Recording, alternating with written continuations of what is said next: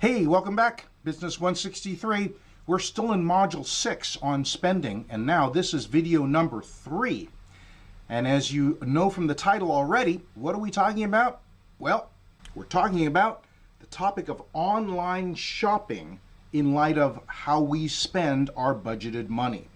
This is a great little image, isn't it? Can't think of a better image to really demonstrate the topic of online shopping. So let's get started.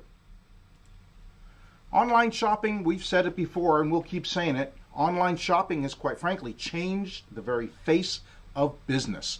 It has changed the face of how we do business. Quite frankly, it's changed the way we live our lives, right? Can you imagine a life over these last couple of several months living through a shut home pandemic without online shopping? Oh my goodness, what would our lives look like?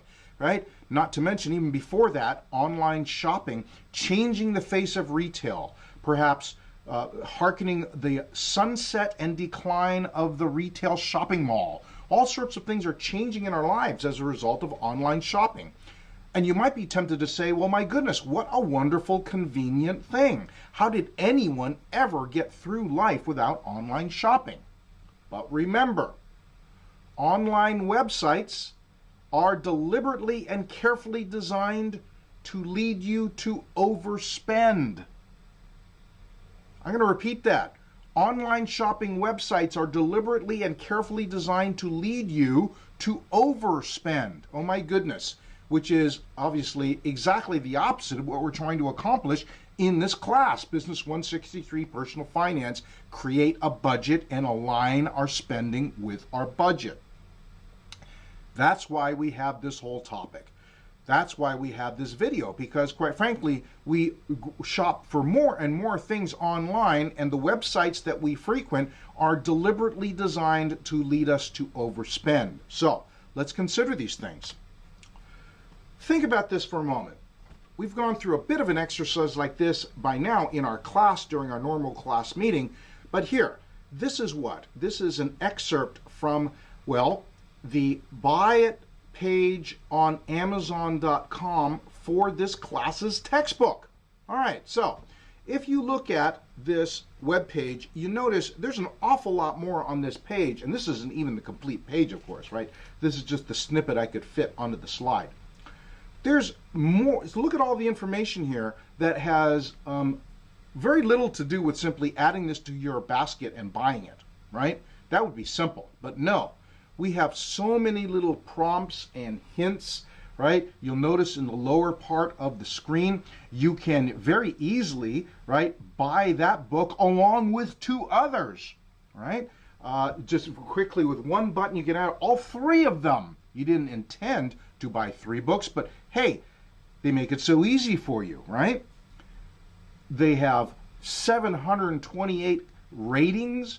Lauding our textbook with 4.5 out of 5 stars, right? You could instead decide to read it immediately with Kindle Unlimited if you're a subscriber, and if not, they'll make it easy for you to sign up.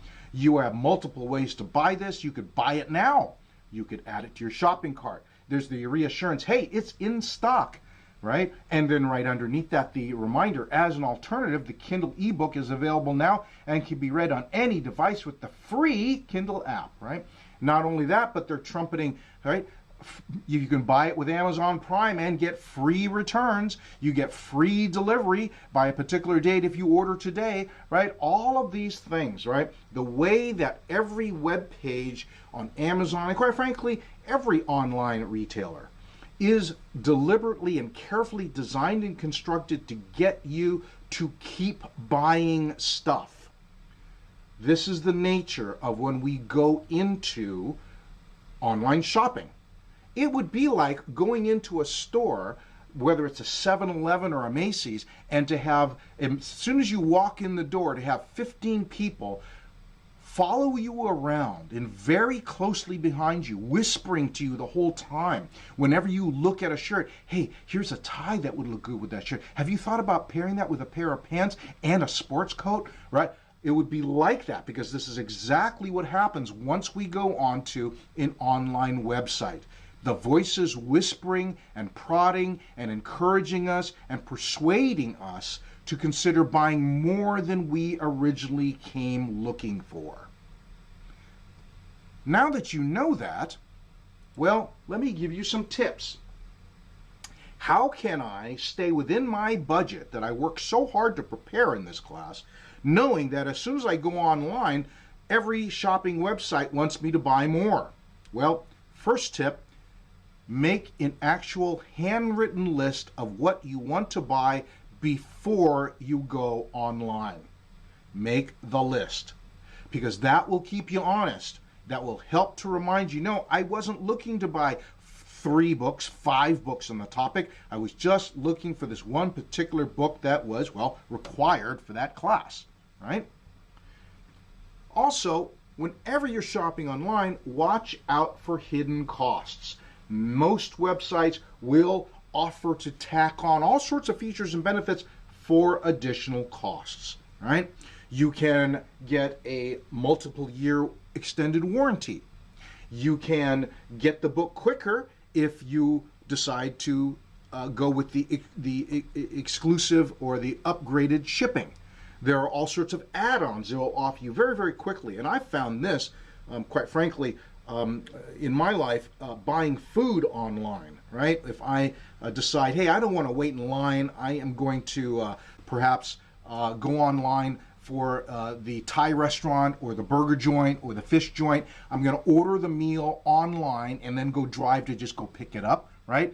They make it so easy and tempting to simply add on a dessert or add on this particular side dish or all those kinds of things, right? So easy to just point and click, point and click, point and click, right? Watch out for that. That's a common way that we all end up spending, well, quite frankly, a lot more online than we initially intended to.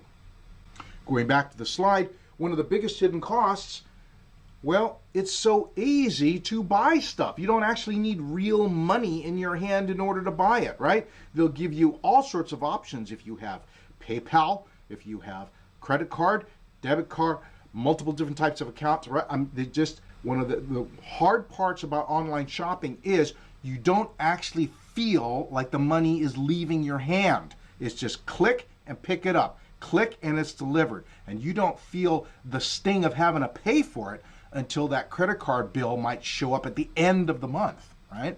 So be very careful about that. It seems like a penalty-free way to buy stuff, and it's really not.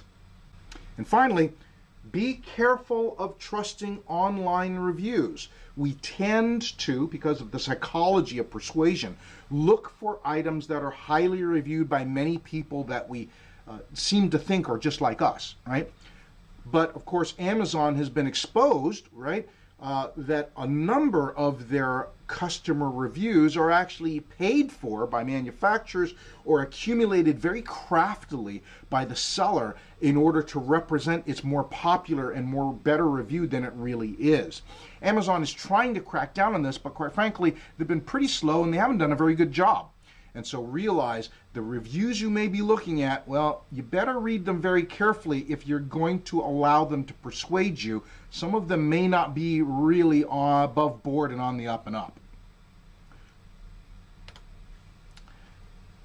What else? Whenever you're online and perhaps you've been referred to a business you've never heard of, be careful sometimes of impartial advocates. One of the impartial advocates that we think of as being, well, an objective voice of whether or not a business is worth trusting, the Better Business Bureau. And I'm here to tell you, the Better Business Bureau is not what, well, at least what I thought they used to be, right? An objective voice that's on the consumer's side. No, the actual mechanics of the Better Business Bureau is, quite frankly, the Better Business Bureau is more like a nonprofit trade association. That's right, it's a trade association. The Better Business Bureau works on behalf of its member companies, not on behalf of consumers. In fact, every Better Business Bureau is local. It's an independent. It's almost like a franchise. They're not really connected with each other. Every local branch is its own independent branch. And too often, the data clearly suggests that when you go to the Better Business website and it says that certain customer complaints have been, quote unquote, satisfactorily resolved, quite frankly, time and again, they resign them and do away with them as satisfactorily resolved when, quite frankly, one, the customers aren't satisfied, and two, their complaints haven't been resolved. Just a couple examples. It's been exposed that a diploma mill kind of a college, and that's a private for-profit college that simply cranks out degrees if you pay the tuition, that they were finally exposed despite the fact that customers had been complaining for years to the Better Business Bureau that there really was no academic rigor, and the Better Business Bureau did nothing. Even worse than that, recently the 5th largest independent branch of the Better Business Bureau, their president went to jail for taking bribes from its member companies. Yeah, that's what we're talking about. So you got to be careful. Even sometimes what we think of as impartial advocates, well, they're not really impartial, well, at all. So finally, just as we take this little bit of a look at online shopping, remember, yes, it's very true. Online shopping is convenient, it's easy, it's fast. It has never been easier to buy stuff in your jammies. It makes it easy and transparent to compare prices and options, but it also makes it really, really easy to overspend. In fact, it's kind of designed that way. So the best advice we can give you, since we're going to all continue to shop online, start with a written plan and always be wary. This is one of the ways of just conducting our normal life that we hope that you have already learned, and if not, this serves as a great way to continue to remind you. Always go shopping with your battle fatigues on, so to speak, right? Always keep both eyes open and be wary. No more so than when you're online, when you're shopping online. It's really easy to let our guard down and simply, well, trust and take things at their word that maybe we shouldn't be trusting. So, now that you know, we hope that you will be able to even take the online shopping component of your spending and bring it under the control of your budget. Thanks so much. We'll see you in the next video.